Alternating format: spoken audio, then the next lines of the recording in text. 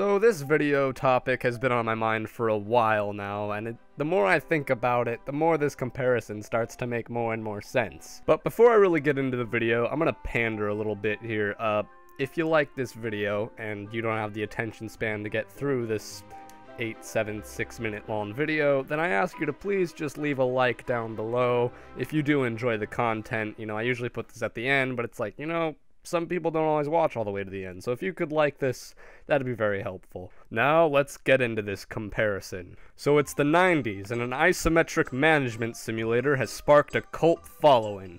The simulator prides itself on creativity and playing how you want, and while the game doesn't build up the biggest fanbase ever, the fanbase it does build up is a dedicated one. Really dedicated. People grew up with this game and spent many hours after school or after work devoting their time to making things in the simulator.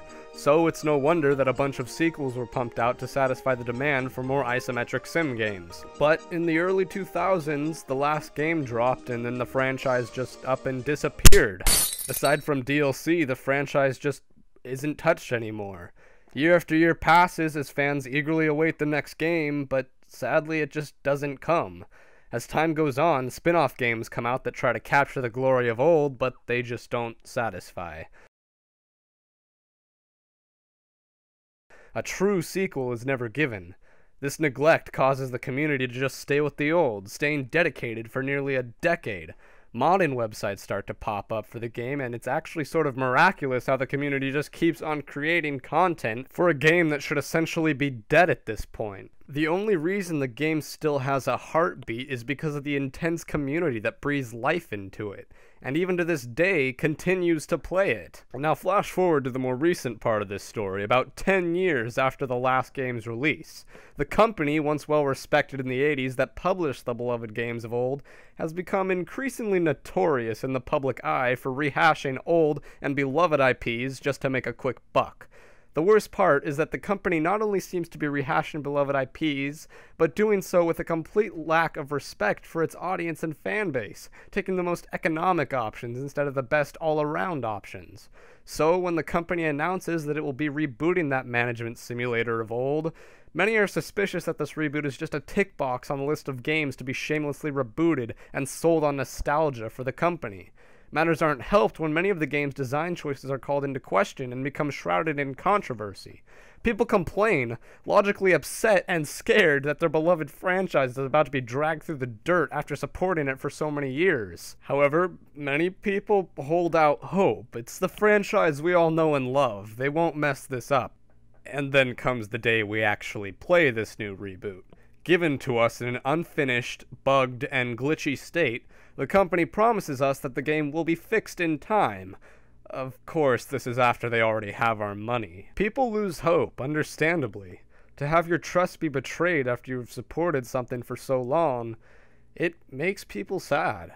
People become angry, too, almost as if the game is their significant other and they just walked in on it having sex with another person.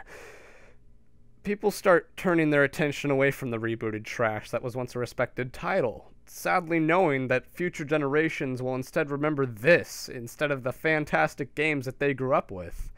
Hope, however, is not completely lost. Another game has been announced, a game with a blue-white logo and upbeat trailer music. The people who watched the trailer for this game seem to have their sense of hope restored, acting genuinely bubbly and happy that something is treating them right, like the nice guy who just lives a block away who would never cheat on you and would do anything for you in a heartbeat. Oh my God, Jerry, you've always been the one. It's the game people want and deserve, and while some stick with the old game, the number of dissenters are below 40 frickin' people, against over 2,000 positive and happy people. That's a ratio I think they can live with. Now, what does this highly opinionated comparison say?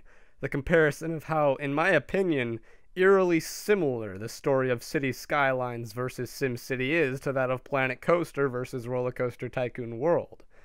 Well, in a day and age where so many people are fed up with the games industry, and the common belief being that we are all provided for by a bunch of talentless hacks, it's simply nice to see the right things prevail. To see good prevail over evil, well, I mean, that might be a little extreme, but to see laziness and disregard for fans be met with, well, commitment and appeasement of fans. Say what you will, but to me, this is a great story and should serve as a sign to the corporations that would milk the nostalgia of their fans all for money. We aren't committed to you anymore, and the second something better comes along, we will abandon you. I've heard people say how sad it is that SimCity is now, years after its release, a fully playable, unrestricted game. But I say that is their own fault, the fault of SimCity. You can't just beat your fans around like an abusive husband for over a year and then wonder why you have been abandoned for Jerry. You don't get to come back with the smell of liquor off your teeth wearing an actual shirt instead of the classic wife beater and expect us to take you back! The point is, it doesn't deserve to be taken back. SimCity tried to come back to us and say, hey, I'm better now, but it didn't get taken back. Roller Coaster Tycoon World, if it is ever released, will most likely try to come back and be like, hey, I'm good now, but it will be too late, and that's unfortunate, but it's just simply the way it goes. If you like this video, well, like I said before, you should like it. There's a lot of people that disagree with me on this, or at least maybe like 5. You should leave your comments down below. And subscribe to my channel for more roller coaster videos, as well as game reviews, as well as whatever random video I want to do.